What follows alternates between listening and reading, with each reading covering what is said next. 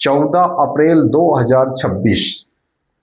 भारतीय संविधान के निर्माता, भारत रत्न,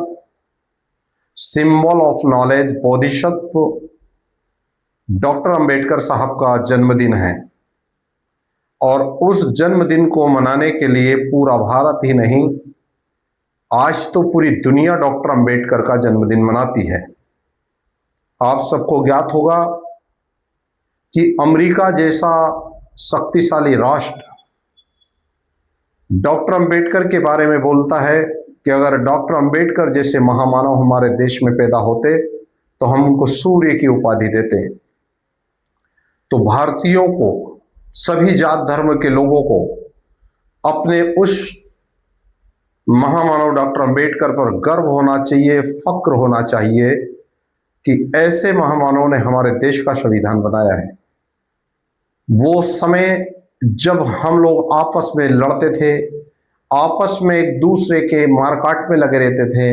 एक दूसरे से लड़ने में हमारा जो मूल विकास था, राष्ट्र निर्माण का, जो मजबूत राष्ट्र बनाने का हर देश का जो ध्येय होता है, वहाँ की हुकूमत का जो ध्येय होता है, वो लड़ खड़ा रहा था। तो ऐसे गंभीर संकट में डॉक्टर अंबेडकर ने भारत को संभाला और भारत को संवारा, एक संविधान देकर के, एक व्यवस्था देकर के। वो संविधान जो नियमों की, प्रावधानों की एक किताब है,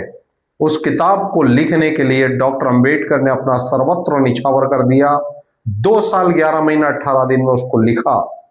और वो हम वारिसों को देखे गए।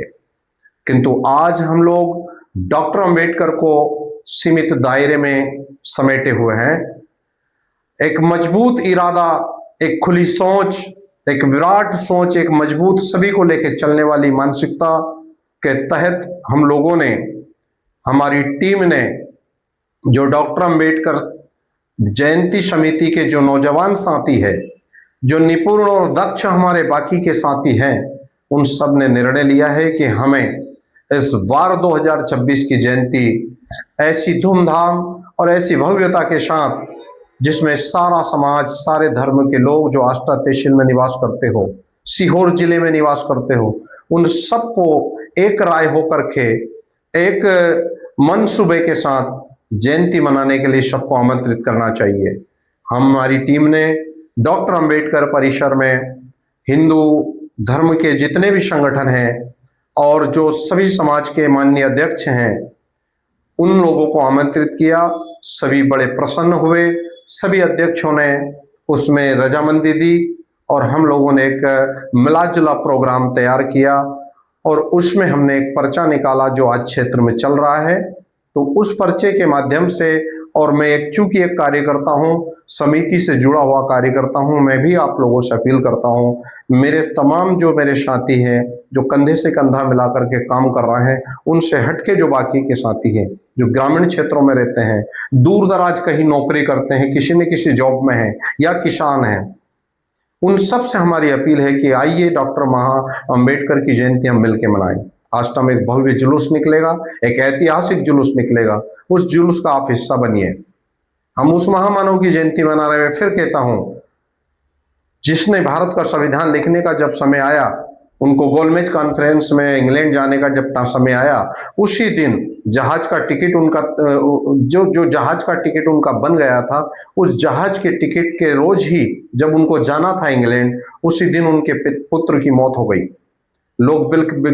पूरा परिवार जो है गमगीन था, लोग रो रहे थे। और ऐसे समय में डॉक्टर अंबेडकर के सामने एक मजबूत जो है, एक ऐसा संकट पैदा हो गया कि वो करे तो करे क्या। लेकिन डॉक्टर अंबेडकर ने एक मजबूत निर्णय लिया और अपने सारे भाई बंधुओं को बताया, अपने बंधुओं को बताया कि यदि मैं भारत की बात रखने के लिए इंग्लैंड नहीं जाऊंगा तो यहाँ की जो हजारों जातियां हैं वो आपस में इसी तरह से लड़ती रहेगी। तो डॉक्टर अंबेडकर जैसे महामानव ने अपने पुत्र का दाह संस्कार ना करते हुए इंग्लैंड गए। साथियों, ऐसे त्यागी महापुरुष के प्रति हम लोग एक दिन का समय निकालें और जरूर हम उनके जन्मदिन में शामिल हों और अपनी इस खुशी को 4 गुना करें। सभी समाज को साथ लेकर आए, सभी बुद्धिजीवी जो हर समाज के नौजवान हैं, जो हर समाज के जो सामाजिक कार्यकर्ता हैं या जो राजनेता हैं, मैं सभी से अपील करना चाहता हूं कि आइए हम सब मिलकर के इस कार्यक्रम को भव्य रूप दें और मिला जुला एक अच्छा संदेश समाज को दें, ताकि डॉक्टर अंबेडकर के बारे में जो गलत फहमियां वो भी दूर हो सके और एक बड़ा दिल करके हम सब साथ आए। शुक्रिया।